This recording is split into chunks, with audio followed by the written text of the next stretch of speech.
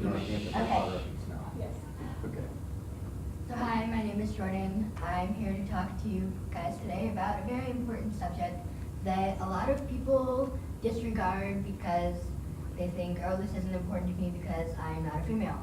However, this is a very important concept to our idea of national security. And that idea is, should women be allowed in the special forces? Now, when I say special forces, I'm not just meaning the military in general. I'm meaning developments like the Rangers or the Marines or the Navy SEALs. Now, women have been acting in the U.S. Army in some form or another since the 1700s when the Revolutionary War occurred. Of course, during this time, they were the first nurses and the traveling cooks, and sometimes they did get to load the cannons, so that was probably the most fun part. However, in 2013, the Defense Secretary, Leon E. Panetta, signed a document lifting the restriction of the Defense Department's ban on women so that they could now participate in direct ground combat. This historical decision overturned the 1994 Pentagon rule that restricts women from participating in the Army in roles that have any possible dangerous repercussions. Now, in order to understand my argument, I have to do a little bit of background information on what the Ranger School exactly is. Now, after doing research on this thing is terrifying, by the way. If you've ever gone to the Army, don't do this. So, Ranger School is one of the toughest training courses for which you can be involved in the United States Army. For over 2 months, you literally push both your mind and your body to complete exhaustion. There are 3 phases of the Ranger School: crawl phase, walk phase, and run phase, all of which take about 20 to 21 days each, and are they're basically trying to do their best to kill you and see if you survive. It's bad stuff. So, the whole discussion here is, should women be allowed to participate in these roles? Now, I don't believe that you can ban anyone from wanting to participate in protecting their country. We are all equal here. However, the combat veteran Amber Smith says women don't want any special treatment in the military. It doesn't do them any favors, and it doesn't do the military any favors as a whole. Now, this is saying that she wants all of these open doors. So, are women actually capable of completing Ranger School?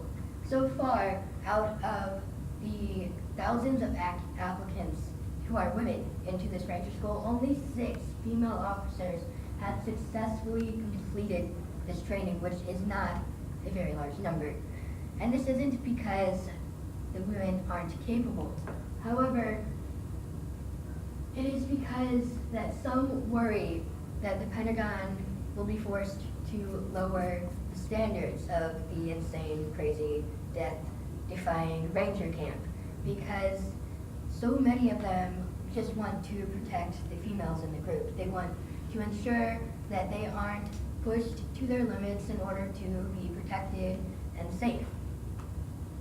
An example of this is from Sergeant First Class Tiffany Esther, who says that most important is that the standard is maintained. Any easing for the sake of getting women through pre-Ranger or Ranger training harms these soldiers, and it harms our military. Because if we lower the standards of anything, we are lowering our defense of our nation. But shouldn't women be allowed equal opportunities? That is the very, very sexist counter-argument to this. A report done on female Marines finds that they normally have better disciplinary records because women like following rules and men don't always. They want to push the boundaries of these rules. A report found that in a decision-making study that they ran, in which all male and female integrated groups attempted to solve challenging field problems, the female integrated teams actually performed better, or at least just as well as female teams. However, one other problem with this is that many males in the Army are afraid of women being in the Army because they know that such physical equality between males and females does not exist. This is described in the bone mass of women. If you've ever noticed, men and women have very different bone mass capabilities. Men are generally much stronger, and that's not a sexist thing. It's just a fact of life. So why does this matter for all of us? Well, we are all citizens of the United States. We all live here. We all have reasons to vote, and we can all actually vote to get this passed or never passed.